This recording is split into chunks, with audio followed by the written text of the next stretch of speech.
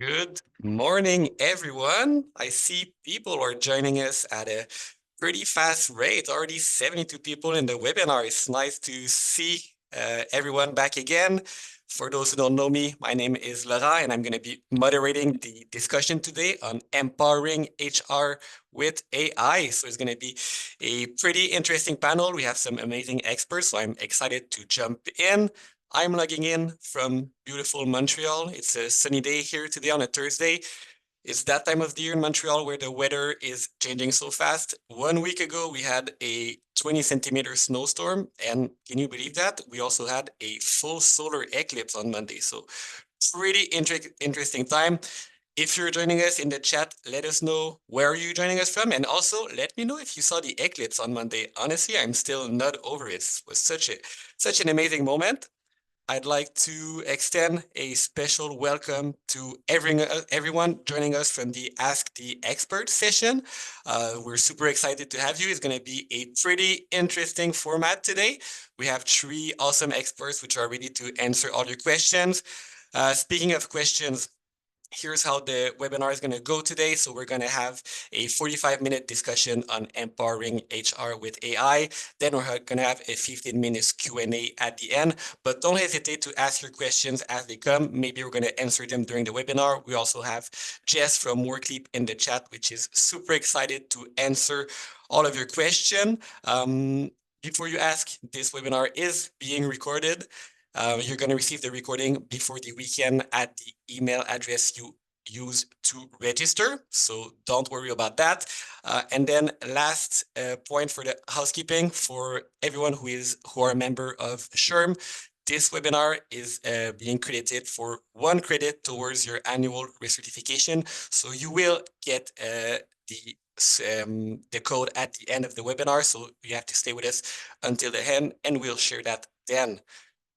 Hi to all my speakers, Irina, Mathieu, Stefano. How are you all doing this morning?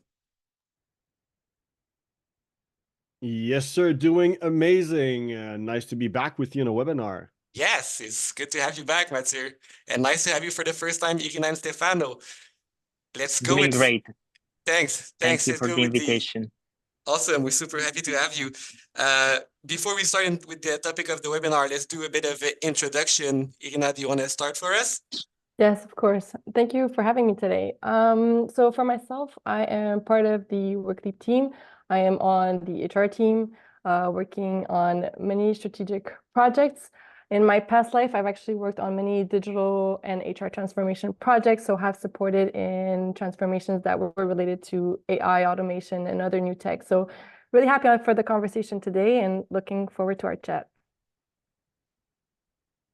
Thank you, Irina. Stefano, do you want to give us a quick intro about you?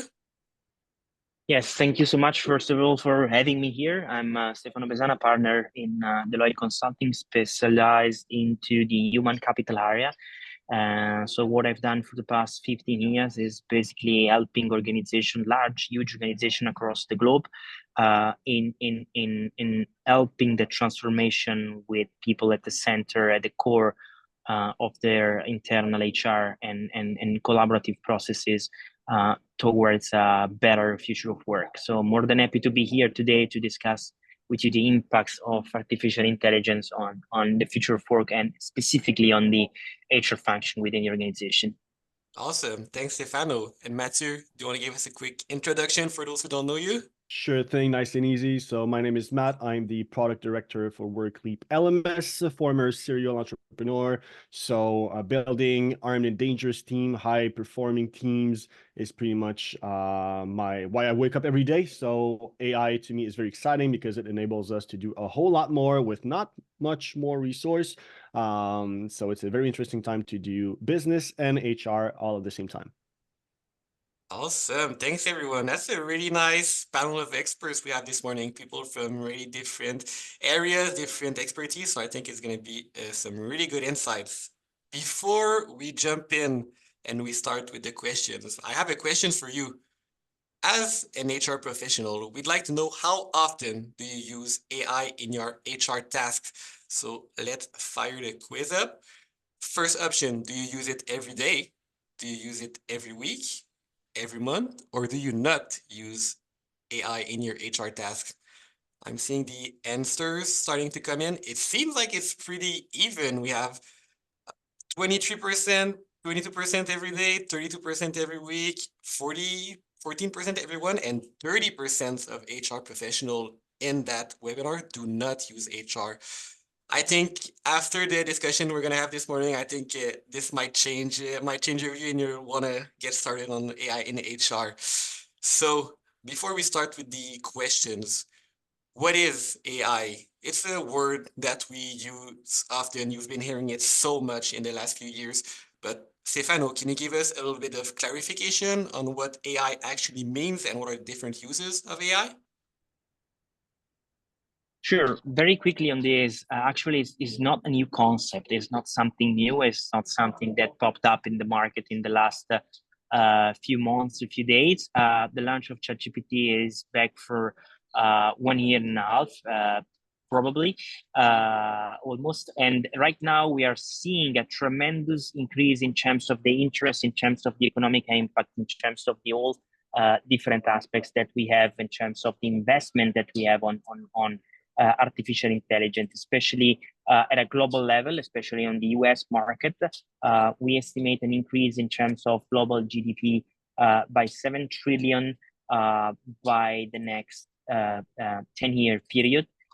We are seeing worldwide revenues increasing on artificial intelligence by 2026 of more than 900 billions. And we see the vast majority of business leaders very much into this new technology, very much into in this kind of process, by having a lot of faith, putting a lot of faith and putting a lot of interest and a lot of effort in implementing this kind of studies. So there's a huge interest. The concept is not new. It comes from an evolution from intelligent and automation systems, speech recognition system, virtual assistant, machine learning, all things that brought us here today. But as a broader concept, we are just seeing a part of the entire evolution, a part of the, let's say, broader evolution of the concept of generative artificial intelligence, which would be the next step. If we jump on the next slide, just to clarify a thing, right now, when we talk about generative artificial intelligence as a broader synonym of the artificial intelligence as a broader concept, we must be aware of the fact that it's just a small part, it's just a subset of the complexity of artificial intelligence in general. So as mentioned before, the concept is not new. The interest has grown a lot in the past few years, in the past few months. The investment has grown a lot in the past few days, in the past few months. So the entire interest around the topic is something that will probably grow even further in the next few months, in the next few years. So for every company, it's important not just to understand the concrete and the tangible application of generative artificial intelligence within this topic, but probably most important is to understand how this comes as part, especially what we are looking now as generative artificial intelligence, in terms of what we do, is just a subset of the entire mechanism of artificial intelligence that will probably lead the future of work for the next few years. Yeah, that's awesome. That's great insights. Thanks, Stefano. It reminds me, Mathieu, there's like still the confusion between, I feel, AI and ChatGPT. I remember we were in an event 3 weeks ago and you asked the questions to many HR professionals, who here uses AI on the daily, and almost everyone raised their hands. But then when we dig a little bit more into it, you see that it's more of the conversational aspect of AI. So there's much more that can be done with that technology, and that's what we're excited to show you today. So let's jump in. First question, from your perspective as a professional, what are some trending issues in the workplace that AI could help you with? Irina, do you want to take this one to start? Yes, of course. Let's do that. From my perspective, and what we've seen from the market, is that the last year has very much been focused on enhancing operational efficiency.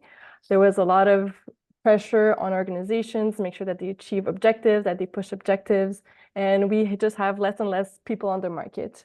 There's also been a lot of layoffs, again, in that same objective of enhancing operational efficiency. And so this is really something that our business leaders are seeking to achieve. And business leaders actually think that AI can enhance operational efficiency by 30%. So that's why I think, and I'm really pushing all of our HR leaders to be placed, to put themselves at the table and have conversations on AI, because it is a top of mind issue and a top of mind thing that business leaders want to put in place in the organization. And as of now, there's only 2% of HR leaders that do so. So I really hope that we get to a higher number than that following this conversation today. Yeah, for sure. And Stefano, how about you? What are the biggest trending issues that AI could help with? I think that actually from an HR and from a workplace perspective, there's a lot of things where we can see the implementation of artificial intelligence. First of all, we are used to think about the a better efficiency, a better way of working, increase and automated by artificial intelligence, especially on routinary tasks, especially on something that is of course replicable on different aspects of the day-to-day job. From my perspective, the HR function and in general, the entire organization could really benefit from some of the use case and the aspects that we can cover with Gen AI or artificial intelligence in a broader sense, which could be considered as, for example, the onboarding. Think about the time we all took when we change a job or when we start something new in a new task, the time that we need to be effective, to provide values, to increase the value and to provide value to our company, it is a time span that could be dramatically shortened by the use of artificial intelligence in escorting the new people and new hire on board. Learning is another function, is another aspects that could be benefit a lot from an HR trending perspective. So from learning, from onboarding, from efficiency, knowledge management is dramatically something where organizations are struggling in getting the perfect know-how from people that are leaving the company or from people that are new in the company, or to consolidate the entire know-how of the company when the business is done. So all these aspects, all these trends, all these elements that I've been always seen as something to be improved and to be and consultancy has always worked on ever since on these topics. Today could see a new era, could see a new evolution thanks to the artificial intelligence and the application of the artificial intelligence, because we changed the scale and we changed our ability to have an impact and to provide a tremendous impact on those specific aspects with tangible value that we can provide. That's really interesting, and it makes me think as like an add-on to this question. With the increased use of AI in the workplace, do you see some potentially new issues that could arise that aren't here right now but could come with the increased use of AI? Do you foresee those potential issues?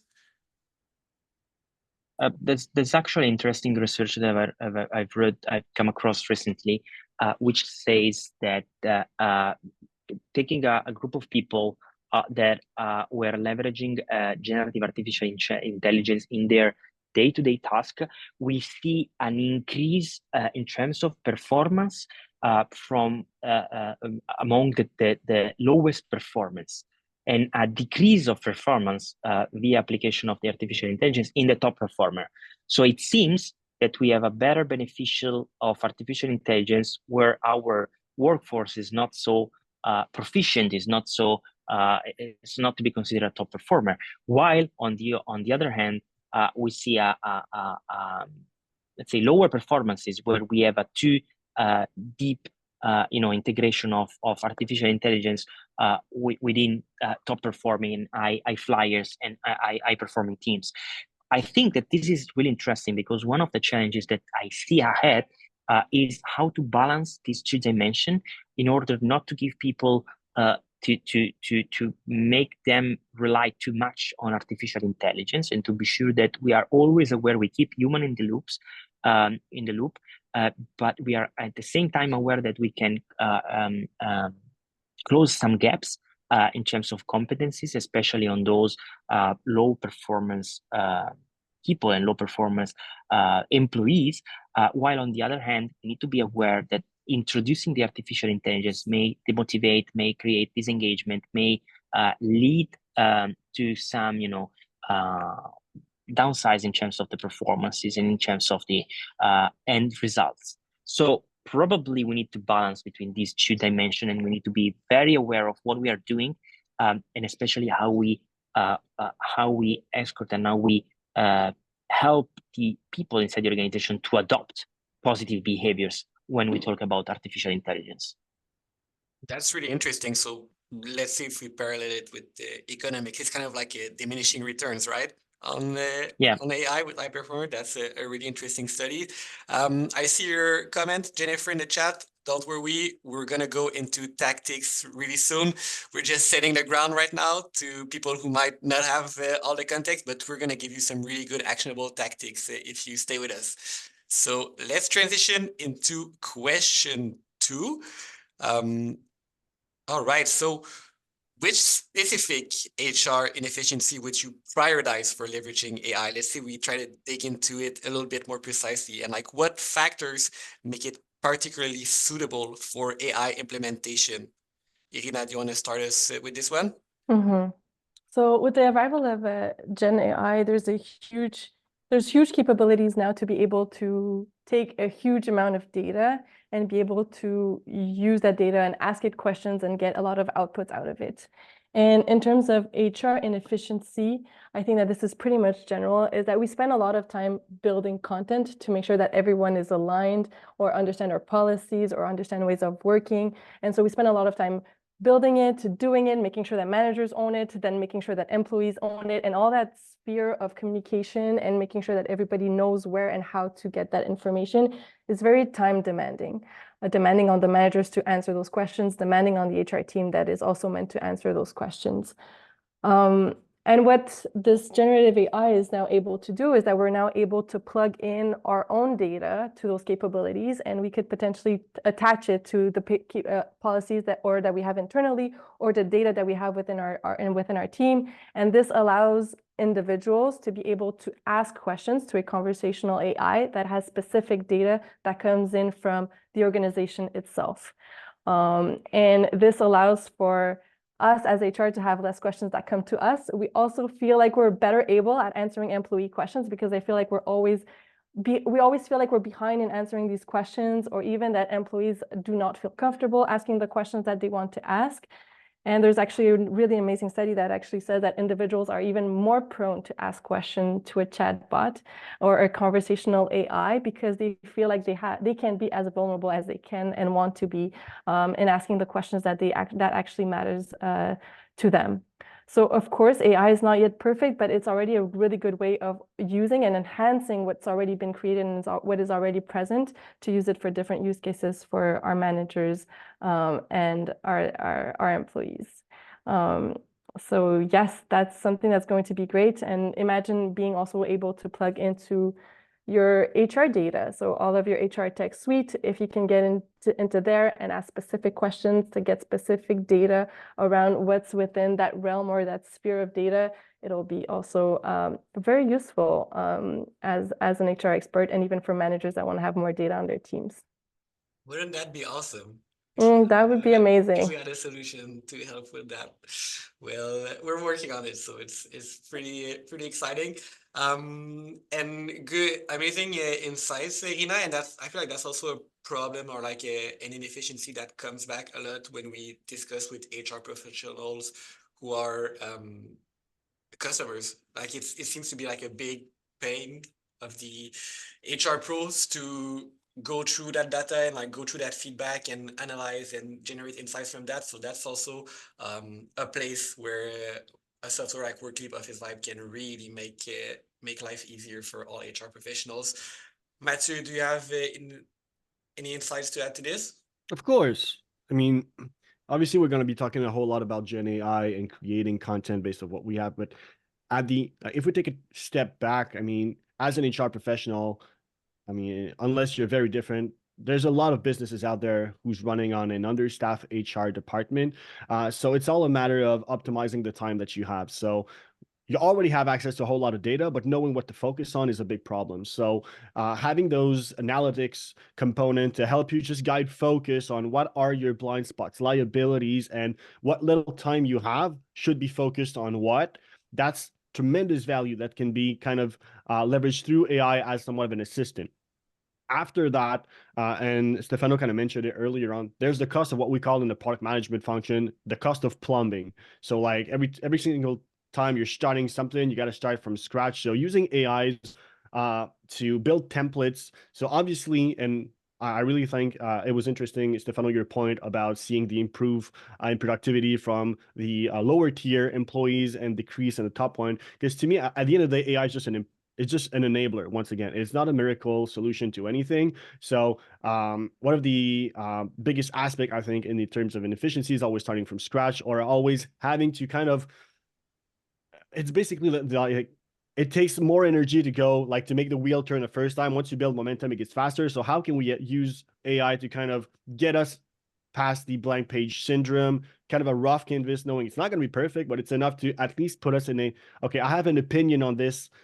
I've been made a proposal. I know what's missing, what's not applicable to my business, and again, it gets the brain juice flowing. So yeah, just like from an inspirational focus standpoint, I think there's a lot that can be made with very little effort to put in to get value from it.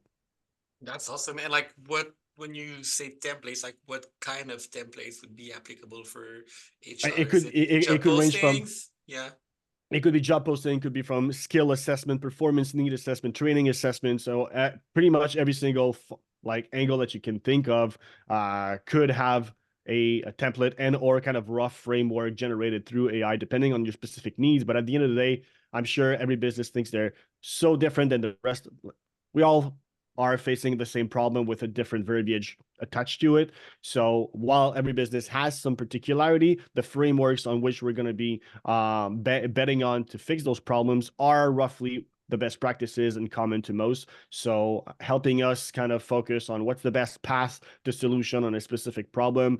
And then that creates a kind of a rough framework template, call it what you want, is a great way to get the wheel started. Yeah, that's awesome. And that's a really great actionable tactics, really stuff that you can put in practice right after this webinar. So we love to hear that.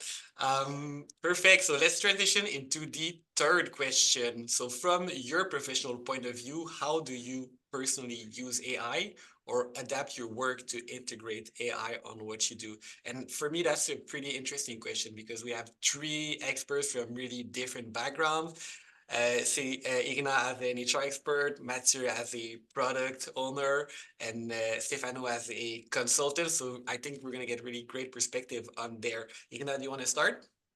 Yes, yes. So for myself as an HR professional, I'm actually going to reinforce to everyone why it's important just to use AI. So the word that you can hear, the sentence that you can hear everywhere is like, we're not going to be replaced by AI, especially as a HR professionals, but that we might be replaced by someone that uses AI just because it really enhances the scope of work that you can take on.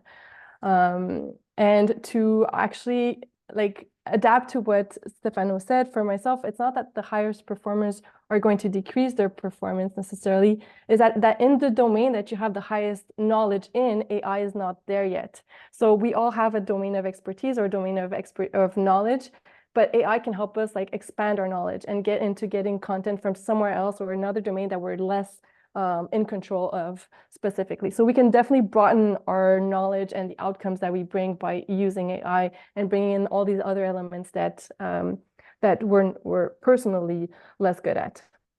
So in terms of like concrete action items that I usually use AI on a very daily basis, and you'll see it's very much also related to the elements that where I want to spend less time on or that I'm not really great at, which is what I usually use AI for. So first of all, AI is great at creating content. So everything related to communications. So I use AI for a lot of things related to communications. So first of all, sending it or giving it bullet points and helping me build that structure or that knowledge around communication, either to employees, but even to peers or even to memos that I want to bring up to my leaders. So it's a really great way of structuring your content to be precise. You can also mention the tone that you wanted to bring it at. So I am not a great communicator, like written communicator. And so I definitely leverage AI for that. It can translate documents as well. And if I need to create a storyline for whatever case, whether it's be a learning or whether it be for creating a business case, it also helps me build that storyline, or at least the step-by-step that I should get into before sharing a content. That's awesome. Quick question in the chat. Lorena is asking us, which software do you use for communication for AI? Yes, so for ourselves at Workleap, we've actually assessed what's the best LLM that we have access to. So based on our security, we have access to Copilot Microsoft. And that is definitely something that I use on a day-to-day basis. And the second reason why I love our Copilot Bing access is that you can also ask for it. It's like a search engine on steroids. That's how I call it personally. It's like you ask for questions or you ask for data and it gives you insights. It can give you like actual insights or statistics that come up from the web, but you also have the reference. So it links to you and it gives you, okay, well, this data point comes from this website, and you can actually use it as a source to back up all of your business cases or whatever message we need to bring forward. So that is definitely one of my favorite use cases. I gotta say, I'm not an HR professional, but I also love Big Chat from Copilot, so I would have to add a +1 on that recommendation. Big fan here. Mathieu, do you want to go next? Yeah, sure. So I'm just gonna start because otherwise I might forget. Anna Fernandez asked in the chat, what are some ethical guidelines that I personally follow? So this comes from an answer I just provided in the chat on, should we basically take for granted whatever AI sends out as an answer? Obviously, no. Data needs to, like, AI model needs to be trained in order to get more accurate in the response. So there's always going to be a value in having human review what's out there. In terms of guidelines, to me, obviously, like, and that's going to bring back what Irina just said. I know a lot of people are using GPT, but AI will make up data if it doesn't have any data point. So challenging the response and the answers you're getting to make sure that it's actually data checked. So I'm not taking anything for granted. If I'm asking for a framework for a specific information and the answer makes sense, I'm still going to ask it, what source did you use to provide me that, just to make sure that it's actually not something that it made up, because it's a pattern that we've seen in the past. And obviously from there, you can build your own ethical use within the business, depending on the level of security you're requested or required from your internal team. Every business kind of have a different position on how tidy we need to have the security front. So, yeah, I mean, don't take anything for granted. Challenge as much as you can, and try to give as much context as you can also, because the more you're going to bring context, the more the models will be able to search into specific areas and provide really deeper insights than just like the high level generic information, which is something that if you're just asking a high level question, you're going to get a high level answer in return, which doesn't really drive the most value. So the more the AI knows about your specific situation, so what your role, type of business, all of the data points that you can feed into the AI so it can correlate all of these into an actual accurate response, is going to make a tremendous difference. Now, going back to question 3, on how I personally use or adapt my work to integrate. On my end, I'm in a very privileged position because I'm a product manager. So I build a product that helps HR. So inevitably, before I send or invest anything in the product, I'm going to use AI to test hypotheses, biases. I'm using AI as a thought assistant. Okay, I have all of these ideas on which I think we can play and build value for HR professionals. What are my blind spots? What could be the potential objections from an HR? What could be the challenges that an HR could face before you can actually benefit from the value from the product? So like debunking maybe false assumptions that I have, or in the flip side, if there's none, okay, what's the best framework an HR could use to get to this value? And then how can from this response, I can shape it into a feature, a flow within the product. So at the end of the day, when I talk about frameworks and templates in my first response, a lot of what we do when we're building a SaaS, a tool, an online product, is systemizing frameworks. And AI is a great way to either encourage you in already existing frameworks or building new ones. So innovation is really interesting through AI because it's going to take you places your mind wouldn't go normally, and take best practices from another industry and adapt it to your own. So my biggest use of AI is really through just, okay, being challenged in my own ideas and hypothesis. And Denise, there's actually a lot of prompts that are already out there that you can use, and I think we're going to be talking about it earlier on. But like, we also built a AI in HR email course that's got pre-made prompts to kind of help you get started. I can't give you a specific one because obviously the way you're going to frame your question is really going to be specific to the outcome you're looking for. So if I was going to give you an answer now, I think it would skew your view on maybe other contexts. But if you have any specific ones, reach out to me on LinkedIn. I'll be happy to craft you kind of a rough prompt maybe you can start with. Full disclaimer, it's not going to be perfect. The first question you ask to a generic AI is like kind of a 80-20 rule. It's good enough, but it's not going to be perfect. And that's why conversational AI is amazing, because you can dig much deeper and much faster until you actually own in the proper way to frame your question. Can we deep dive on that? Because that's actually interesting. I think that one thing that's really important to understand about conversational AI is that, like Mathieu said, is that it's very conversational. So you need to have a conversation with it. You need to write to your LLM as if you're talking to someone. And so you're giving them context on the why, on the how, on the outcomes that you want to do. You can even, after they give you an answer, tell them what's good and what's not good, and they can adapt on that. So it's a conversation. As specific as you get into your prompts, the better outcomes you will get from it. And the second thing that Mathieu just touched on a lot is that the LLM has access to all the data. If you wanted to be really good at going into a specific element or a specific sphere of knowledge, you need to bring it there. So that's where the context is super important. And asking multiple questions is also important to bring the ChatGPT to saying, oh yeah, okay, you're not talking about HR in general. You're talking about talent management when a manager is not there and when you have a lot of conflict in the team, for example. So you want to bring it down to those specificities so that it brings you the best outcome with that knowledge that you're bringing it. So that is actually really insightful. Thank you, Mathieu. And as a rule of thumb, I think it was AWB who asked for like a specific statement or format. A rule of thumb to me, a good prompt, if it's anything under 3 lines, and the first half is not about you, like the question should only come in the back half of the statement. Otherwise, to me, it's okay, I didn't provide enough context. So a good prompt would always start with, I'm a product director. I'm in charge of the Workleap LMS product. My customers are looking for a solution to ABC. We have these blockers and I need to factor in. And what I'm trying to do is, okay, how can we help them XYZ? So the more hurdles, variables, considerations you have that you can put in the context, that's all going to be factored into the response that you're going to get from AI. But like I said, I mean, reach out to me on LinkedIn on your specific need, and I'll build kind of a rough statement for you, rough prompt, and I'll be happy, always happy to help if I can.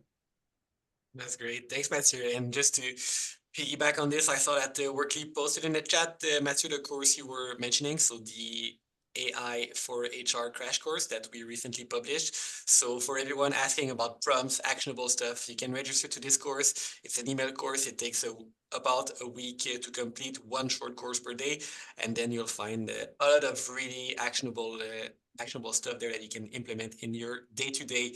So last but not least, Stefano, how do you feel about this? How do you help your clients adapt their work to integrate AI in what they do? Is it common for you? And like, what's your best advice for them? Yes, not so common as it should be, considering the huge amount of investment and the huge amount of implementation according to what we have seen, speaking about the trends before. But I totally am on the same page with what Irina and also Mathieu was saying before, in the sense that you first start should first start with the purpose, the main objective. What do you want to achieve? At the end of the day, AI is just another tool, like the digital before, like any other kind of tools that we have inside our organization. So we need to be aware of the purpose of the objective that we want to obtain. For example, a lot of clients are currently working on some different scenarios of the application of artificial intelligence on some specific aspects of the HR function as a broader sense, as in a broader and a general sense. I saw that also Ruth was asking the same question in the chat, actually, by understanding how we can leverage HR AI in the HR field. Maybe providing some specific tips in terms of recruiting or some specific description elements of on the site. So on this topic, I see that the vast majority of the elements within the application of the AI from an HR perspective are related in the production of learning content. A lot of clients are asking about the helping them in building academies and building content for academies that are by definition and by design implemented with artificial intelligence, and they're able to adapt and update themselves leveraging artificial intelligence as a specific technology. Other clients are focusing themselves on the performance management system, how we can enrich performance evaluation assessment from an HR perspective, considering also the artificial intelligence as an enabler, as something that accelerates our comprehension and analysis of data. That's another great point, another great element that we are seeing in the market. Another one is about onboarding. As I mentioned at the beginning of my speech, I was discussing about the tremendous amount of time that we need to be effective, and when we change our job or when we are basically a new hire. In that sense, a chatbot, an AI conversational agent could dramatically help in solving those kind of problems. And then we also have all the elements related to social collaboration as a trend from the past that never properly hit at its full potential organization in a broader sense. So from that aspects, also knowledge management, social innovation, collaborative innovation, collaboration within the organization, embedded within the AI could dramatically increase the chance for the organization to improve their ways of working. So all these elements, but also the classical HR services could be dramatically improved from HR. All these elements are the aspects where organizations today are struggling in asking us some support in addressing these specific challenges from an HR perspective. That's awesome. Perfect. So let's transition to the last questions, and then we're going to be taking all the questions from the crowd. So now we're in the really actionable part. I know that's the content that everyone is here for. I know that's what you guys love the most, so we delivered. What are some short-term strategies that viewers can implement to aid their transition into becoming more AI savvy, or how to leverage AI more in their day-to-day work? So strategies or tactics that the people who are listening right now can take and apply in their work as soon as this afternoon, tomorrow, or maybe next week, let's say next Monday. Stefano, do you want to start with this one? Sure. So actually, as any kind of strategy, we should prioritize, but I would like to underline a similar aspect just in a second. To answer the question, I think that starting again with the purpose, we need to be aware that not all organizations have the same level of maturity on this topic, and we should be well aware that as any kind of implementation, we need to be able to build an effective change management strategy to help and support organization and people to adopt these new technologies. In terms of short strategies, quick wins, and some elements, the use case that I was mentioning before, especially the one on learning, the one on the conversational agent, the one on knowledge management, are some of the elements where artificial intelligence, if we think about some of the solution on the market, could be easily implemented in the organization without too much disruption. So I think about knowledge management. I think about supporting open innovation within the company or with external customer. I think about learning. I think about some assessments that we can run. I think about also just bringing some examples here, and thinking about also the screening of curriculum in terms of the candidate experience, in terms of job description, job posting, candidate description, all those aspects that are underneath the broader umbrella of recruiting would be effective and would be something that needs to be taken into account when thinking about easy short-term strategies. I want to add something on this. Regardless the specific aspect where we apply artificial intelligence, whether it is on learning, wherever it is on another industry, on another segment, on another sector of the company, HR should sit at the table, because in any case, what we will be experimenting, what we will be introducing within the organization by leveraging artificial intelligence will have a tremendous impact on our way of working, on the way of working of people, of the workforce. So in any case, we need to have HR at the table, to sit at the table. We need to have HR people, HR professionals to steer this in the proper direction. And this should be done by taking into account 4 or 5 different elements. The first one is the alignment within the existing culture of the company, by making sure that the artificial intelligence implementation and the artificial intelligence is in line with what we are experimenting and what we are seeing as professional with the values of the company. The second element is about governance, processes, and the roles, the specific roles that AI will modify, will change inside the organization. Then we have 3 different aspects that are all at the same level of the same level of importance. The first one is related on the learning aspects. We need to strengthen, and we need to increase and implement the aspects of the company, and enable people to organize and to understand how to properly address HR. The second one is about change management adoption. We need to be sure that all people are on board, and we need to streamline the adoption of HR. And the last one, but not the least important, is about diversity, inclusion, and all the ethical elements that regards the implementation of artificial intelligence. So just to be aware of the fact that we need to maintain a proper level of equity in implementing this kind of strategy. It's like learning a language. We need to enable people to use it at the full potential, every people in the organization. That's awesome. Thanks, Stefano. Irina, what are your short-term strategies to implement AI at an organization? I'm gonna definitely piggyback on what Stefano said, but in different words. There is definitely a lot of change management and adoption to be done in using AI. Just today, we said what 30% of our HR professionals aren't using AI on a recurring basis. So I would definitely try to encourage all of you to use AI and ChatGPT or any other LLM, so a large language model, on a day-to-day basis, because that is the first set of skills that you need to develop just to understand what AI is in general. So even if you encounter other AI in the future in other formats or in other situation, starting to use LLM, which is accessible and even free to use, like a ChatGPT, it'll help you get that knowledge and then that understanding to be able to use future AI. And so I would encourage you as an individual to do it, but also encourage the whole organization as a whole to do it.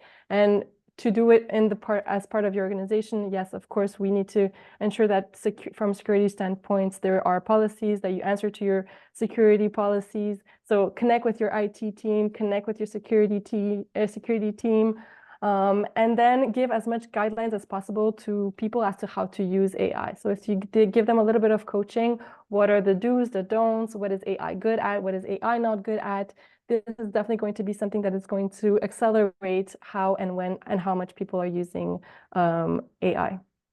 My second tip would definitely be to start looking at what is your next priority as an HR function, and start looking at some HR tech suites that can help you, that leverages AI in that realm. There's a lot of HR tech that is going out, that is helping you become faster and better at what you do in your work, and go and search for all these HR tech that can support you. For example, Office Vibe is helping you aggregate engagement data, gives you a view on what are the key topics that are upcoming. They give you a view of what are the sentiments or what are the topics that are positive or which ones are negative.